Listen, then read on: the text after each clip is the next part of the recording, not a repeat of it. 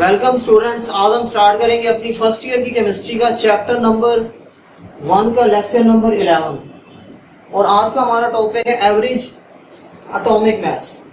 किसी भी एलिमेंट का एवरेज एटॉमिक मास वो एटॉमिक मास होता है जो उस एलिमेंट के नंबर ऑफ पॉसिबल आइसोटोप पे डिपेंड करता है और उन आइसोटोप की रिलेटिव अबंडेंसेस पे डिपेंड करता है। उसको हम एवरेज एटॉमिक मास का नेम देते हैं। The atomic mass depend upon the number of possible isotopes of that element and their natural abundance is called average atomic mass। यहाँ पर हम यूं भी कह सकते हैं कि एवरेज एटॉमिक मास वो एटॉमिक मास होता है जिसको हम किसी भी एलिमेंट के नंबर ऑफ पॉसिबल आइसोटोप और उनकी नेचुरल अबंडेंसेस की मदद से कैलकुलेट करते हैं। उसको हम एवरेज एटॉमिक मास का नेम देते हैं। अब ये एवरेज एटॉमिक मास हम कैलकुलेट कैसे करेंगे? इसको कैलकुलेट करने का ये फॉर्मूला होता है। इस फॉर्मूले की मदद से हम किसी भी एलिमेंट के एवरेज एटॉमिक मास को कैलकुलेट कर सकते हैं। And formula is average atomic mass is equal to summation into mass into natural abundances divided by 100। Natural abundances को हम रिलेटिव अबंडेंसेस भी कहते हैं। ये फॉर्मूला होता है एवरेज एटॉमिक मास कैलकुलेट करने का। अब इस फॉर्मूले में जितने भी आइसोटोप हैं, आइसोटोप के जो मैसेज हैं, आइसोटोप के मैसेज को हम मल्टीप्लाई करेंगे उन आइसोटोप की नेचुरल अबंडेंसेस के साथ और डिवाइड कर देंगे 100 पे, क्योंकि जो नेचुरल अबंडेंसेस है ये परसेंटेजेस होती हैं और परसेंटेज को सोल्व करने के लिए हम 100 पे डिवाइड करते हैं, 100 का यूज करते हैं।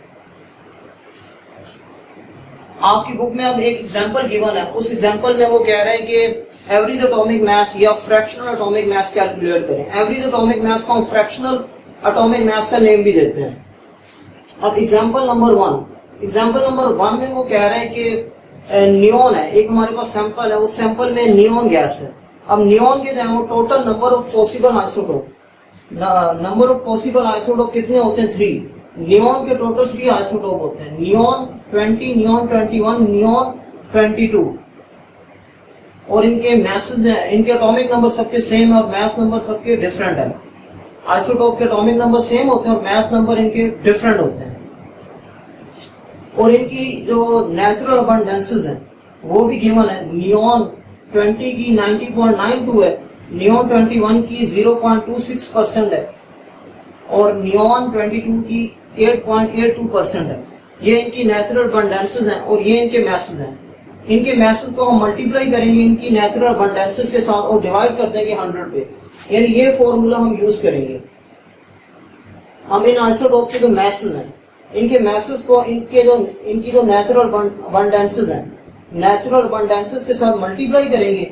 मल्टीप्लाई करने के बाद इनको हम समेशन कर देंगे। समेशन मीन इन सबको हम सम अप कर देंगे या एड अप कर देंगे। सो इसके total number of possible isotope 3 हैं।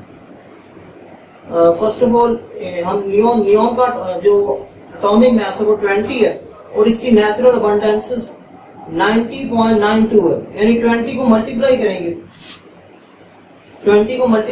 90.92 से और फिर समेशन लेंगे यानी सम करेंगे।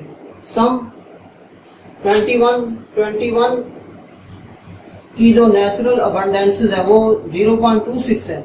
21 को हम मल्टीप्लाई करेंगे 0.26 से और थर्ड आइसोटोप जो है वो नियोन 22 है, इसका मास 22 है, इसकी नेचुरल अबंडेंसेस 8.82 है।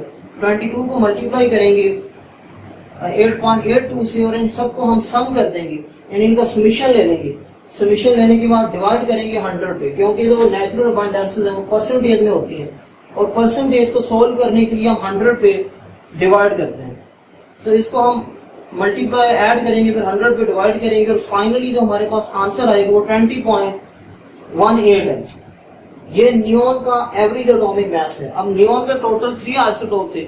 3 आइसोटोप में किसी आइसोटोप का भी जो मास है ना वो 20.18 नहीं है। 20.18 इन तीनों का एवरेज है और इसको हम फ्रैक्शनल एटॉमिक मास भी कहते हैं, क्योंकि आंसर हमारे पास पॉइंट में आ रहा है, फ्रैक्शन में आ रहा है।